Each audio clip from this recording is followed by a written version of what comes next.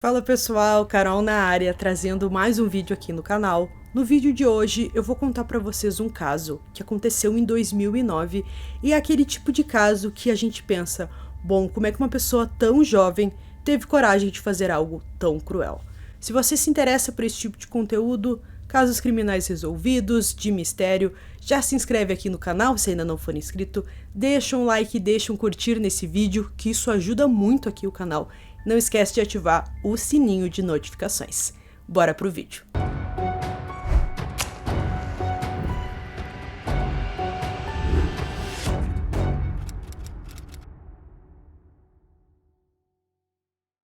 Richard Alden Samuel McCroskey III nasceu em 26 de dezembro de 1988, em Harewood, Califórnia, uma cidade na sub-região de East Bay, na área da Baía de São Francisco, onde morava com seus pais e sua irmã mais velha, chamada Sarah. Em 2003, a família McCroskey mudou-se para Castro Valley, apenas 5 quilômetros ao norte de onde eles moravam antes. Os pais de Richard se separaram no verão de 2009. Eles nunca foram muito próximos e depois da separação, as coisas ficaram mais difíceis em casa. Desde pequeno, ele foi intimidado por causa de seu peso e pela cor de seu cabelo. Seus vizinhos o descreviam como solitário, já sua irmã Sarah dizia que ele era uma pessoa gentil e de boas maneiras, que não revidava quando era intimidado e nunca reagiu mal a uma provocação. Com isso, ele não tinha muitos amigos e preferiu se juntar a uma comunidade online de fãs de horrorcore.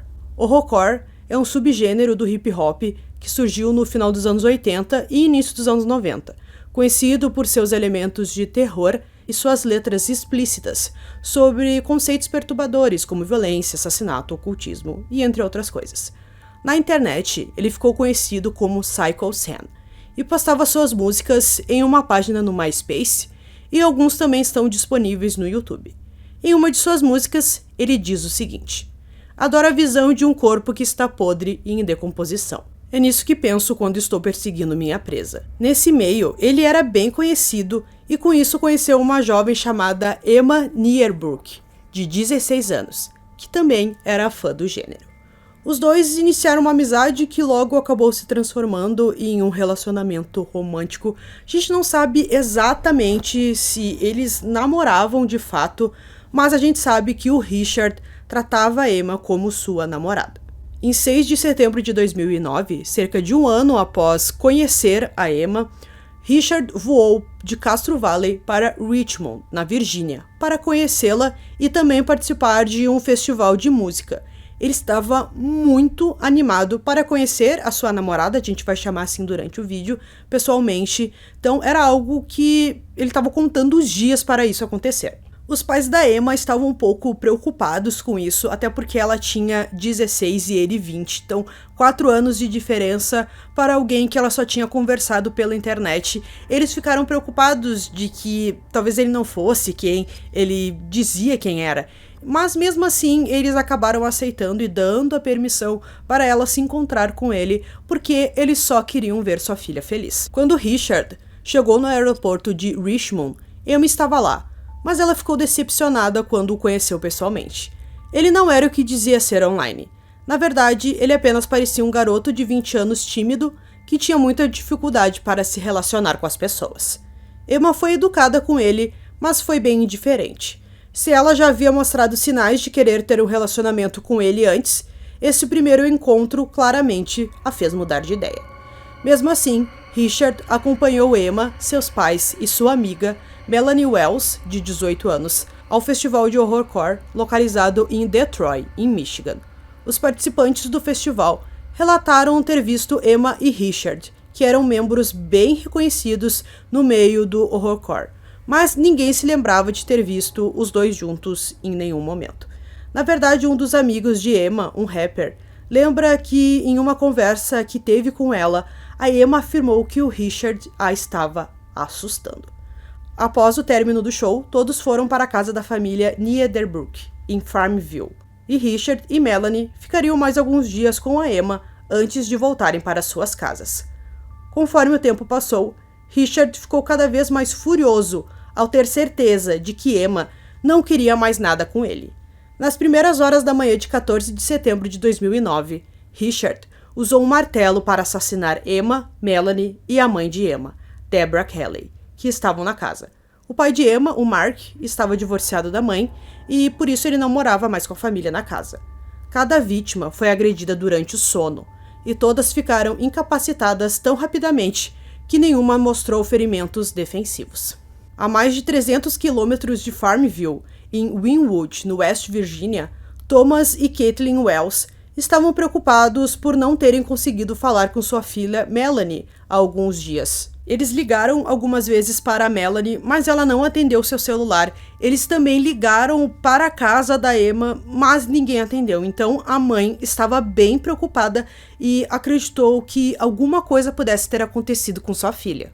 No dia 17 de setembro, Caitlin ligou para a polícia e pediu que eles fossem até a casa da Emma para verificar se estava tudo bem, pois já fazia alguns dias que ela simplesmente não conseguia falar com sua filha. Os policiais foram até a casa dos Niederbrook e foram atendidos por Richard, que disse que as três tinham ido ao cinema. Os policiais não fizeram uma verificação na casa e apenas foram embora. Depois de não obter respostas da polícia, Caitlin ligou para o Mark, o pai da Emma, que não morava muito longe ali de Farmville, e pediu que ele verificasse a casa da família para ver se estava tudo bem, se tinha acontecido alguma coisa. Mark garantiu a ela que iria até lá e ligaria para ela quando descobrisse o que estava acontecendo. Mas Mark nunca ligou de volta para Caitlin. Quando Caitlin não conseguiu falar com Mark em 18 de setembro, ela chamou novamente a polícia e os convenceu a voltar na casa. Pouco depois das 3 horas da tarde, os policiais chegaram à casa e entraram pela porta da frente, que Richard havia deixado destrancada. Assim que abriram a porta, foram imediatamente atingidos por um cheiro muito forte e descobriram os corpos de Emma, Deborah, Melanie e Mark. Nas primeiras horas da manhã de 18 de setembro, Richard dirigiu um carro e acabou caindo em uma vala. Um policial chegou no local e o ajudou a tirar o carro. Quando perguntado de quem era o carro, o Richard disse que o carro era do pai de sua namorada. Na verdade, ele roubou o carro de Mark logo após tirar a sua vida. Sem saber dos crimes, o policial o intimou por dirigir sem carteira, mas não o prendeu. Durante sua conversa com o policial e o motorista do caminhão do guincho, ele mencionou que estava dirigindo para o aeroporto para pegar um voo para a Califórnia. Mais tarde naquele dia, quando o oficial ouviu que os investigadores estavam procurando por Richard, ele imediatamente compartilhou que o jovem planejava sair de Richmond, o que ajudou aos investigadores na busca pelo suspeito. Nas primeiras horas da manhã de 19 de setembro, os policiais prenderam Richard McCloskey, que estava no aeroporto aguardando seu voo para voltar para casa. No aeroporto, quando ele era levado pela polícia, Richard disse a um repórter que perguntou por que ele tinha cometido aqueles crimes e ele respondeu: "Jesus me fez fazer isso." Em 20 de setembro de 2009, um dia depois de ter sido preso em conexão com o homicídio quádruplo, Richard inicialmente não cooperou com a polícia após sua prisão. A polícia levou o computador dele, telefones residenciais e mais de uma dúzia de sacos de papel cheio de evidências de sua casa. Richard foi acusado de 6 acusações de homicídio capital, de acordo com a lei criminal da Virgínia. Richard se declarou culpado de 2 acusações de homicídio capital e 2 acusações de assassinato em primeiro grau. Ele foi posteriormente detido na prisão regional de Piedmont, sob vigilância de suicídio. Após sua prisão, Richard confessou a seu advogado o que aconteceu na casa dos Niederbrook, em Farmville. Segundo ele, por volta das 3 da manhã de 15 de setembro, ele tirou a vida de Melanie, na sala de estar do andar de baixo. Então ele subiu as escadas e agrediu Deborah. Finalmente, ele entrou no quarto de Emma e também a matou. Richard então permaneceu dentro da casa com os 3 corpos de suas vítimas até o dia 17. Naquela noite, Mark entrou em casa para verificar sua família e foi pego de surpresa pelo jovem, que o agrediu com uma marreta. Depois disso, ele decidiu que não poderia mais permanecer na casa e arrastou o corpo de Melanie para o quarto de Emma, antes de fugir do local no carro de Mark. Ele também contou os motivos dos crimes, explicando que Emma era seu alvo porque ela o fez se sentir rejeitado, e ele escolheu matar os outros para não deixar nenhuma testemunha. Em algum momento, Richard usou uma câmera para gravar um vídeo de si mesmo, no qual indicava que sabia que tinha que pagar pelo que havia feito e também pensava em tirar a própria vida. Após esse crime terrível, a mídia começou a questionar se a música que ele gostava e cantava tinha alguma ligação pelos seus crimes.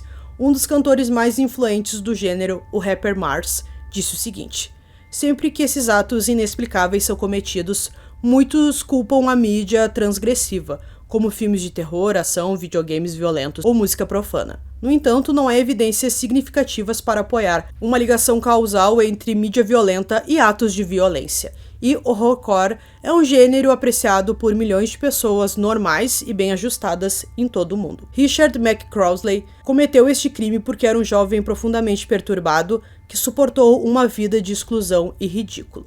E quando a única garota que já havia manifestado interesse por ele sentiu repulsa quando eles se conheceram pessoalmente, Richard perdeu o controle e começou o tipo de matança que ele frequentemente fantasiava nas suas músicas. Richard foi capaz de viver uma vida dupla, como o forte e poderoso Psycho Sam. Mas quando sua namorada online o rejeitou, ele chegou no seu limite e explodiu. Sarah, a irmã de Richard, deu uma declaração depois que soube o que o irmão fez. Eu simplesmente caí de joelhos. Eu não podia ver. Eu não podia falar. Sinto que falhei como sua irmã mais velha. Sarah sentiu que algo estava errado em 17 de setembro, quando Richard ligou para casa e deixou uma mensagem. Ele disse que queria ter certeza de que todos estavam bem. Antes de desligar, ele disse: "Eu amo vocês." De acordo com Sarah, simplesmente não era algo que Richard diria. Ela também insistiu que os assassinatos não foram resultados da música de Richard. Em 20 de setembro de 2010, Richard McCrossley se declarou culpado dos 4 assassinatos. Embora enfrentasse a pena de morte, ele foi condenado à prisão perpétua. O procurador James Ennis disse que as famílias das vítimas apoiaram sua decisão de chegar a um acordo judicial em vez de ir ao julgamento e buscar a pena de morte. Richard está atualmente encarcerado em uma prisão na Virgínia. Embora ele tenha se recusado a dar entrevistas à mídia, em uma entrevista conhecida por um de seus companheiros de cela, foi revelado que ele sente remorso por seus crimes e não tem orgulho do que fez. O ex-companheiro de cela também compartilhou que Richard não é popular na prisão e é hostilizado pelos outros presos, embora tenha afirmado que ele selecionou pessoas estranhas para andar com ele ali em alguns momentos. A família Netherbrook tinha um amplo círculo de amigos em sua cidade natal. Debra era professora de Sociologia e Justiça Criminal em uma universidade e Mark serviu como pastor em uma igreja local.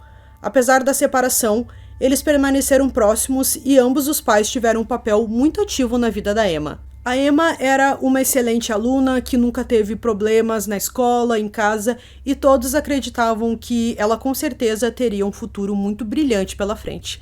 Já a Melanie teve alguns problemas, ela abandonou o ensino médio, depois ela se estabilizou, voltou atrás, voltou ali, estava em busca do seu diploma. Era uma jovem também que provavelmente teria um ótimo futuro pela frente e ela tinha uma ótima relação com seus pais que foram fundamentais. A mãe principalmente, que ligou várias vezes para a polícia, ficou insistindo que tinha alguma coisa errada e graças a ela a polícia descobriu tudo o que tinha acontecido.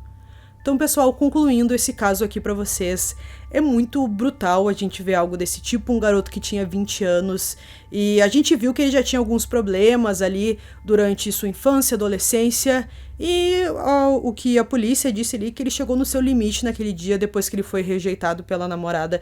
Então, é realmente um caso difícil da gente acreditar, como eu disse no início do vídeo, que uma pessoa tão jovem é capaz de fazer algo tão brutal.